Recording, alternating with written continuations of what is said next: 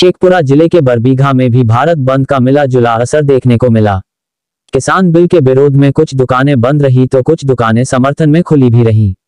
राजद कार्यकर्ताओं ने शहर में घूम घूम कर नारा लगाते हुए बंद करवाने की नाकाम कोशिश करते रहे, पर दुकानदारों पर इसका कोई असर नहीं हुआ। इनकलाब जिंदाबाद, तेजस्वी जिंदाबाद, लालू राबड़ी जिंदाबाद, महागठबंधन जिंदाबाद, काला कानून वापस लो, काला कानून। राजकुमार सिंह, आप भी आरजेडी नेता हैं जी। क्या किसानों को क्या नुकसान हो रहा है? कौन से कानून को लेकर के आप लोग यहाँ सड़क पर उतरे? वही जो न्यूनतम मूल्य है, जब सरकार न्यूनतम मूल्य लागू नहीं करेगा तो हम लोग किसान को औने पौने दाम में जब माल बेचना पड़ेगा, जिससे कि सरकार जो हम लोग को सब्सिडी देता है, जो न्यूनतम मूल्य निर्धारित करता है, सरकार स्वतंत्र हो जाएगा। हम लोग व्यापारी पर निर्भर हो जाएंगे।